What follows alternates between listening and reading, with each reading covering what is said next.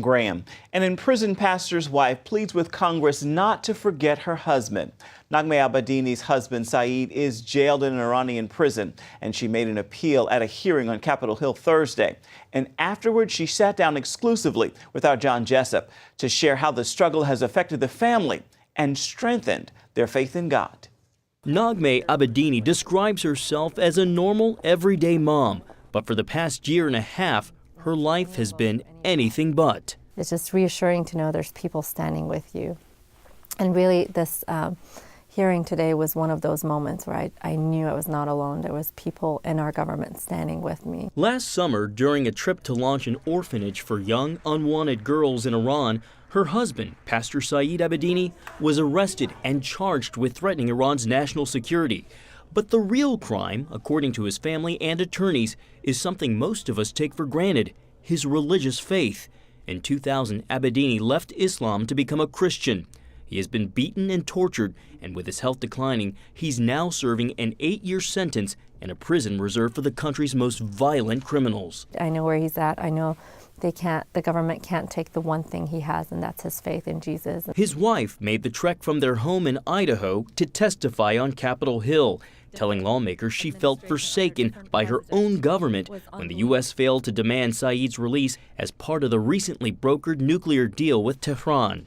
I was hoping with all my heart that our government would not abandon him. She felt like it did, putting human rights and religious freedom on the back burner for the world to see.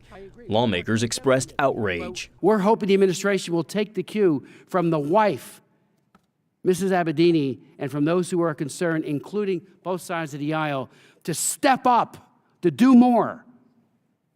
And especially when you're sitting right across from the Iranian interlocutors who can make the difference. They could say, free Abedini today, and he's on a plane back to his wife and children. For Nagmeh, she says the failure reminded her of one of Jesus' parables. It's like leaving the 99 sheep and going after the one. That's the heart of God. He cares about that one person. That he's the God of justice for a nation, but also for one person.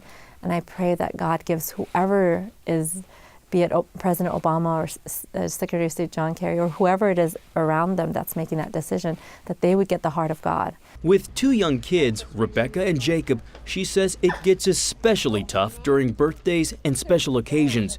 And with Christmas around the corner, it will be another holiday without a husband and a father. What we've started doing is set an empty place for Saeed for celebrations and to remember him.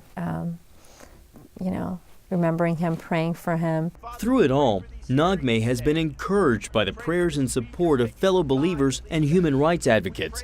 She's been equally surprised that they've been encouraged by her strength. I hope people can see you can cling to the Lord and just be okay with whatever happens in your life and just have that peace and joy. And I hope people see that and they see that it's not me. When they say you're a strong person, I really want to say, I hope you see Jesus in this because I'm not a strong person. John Jessup, CBN News, Capitol Hill.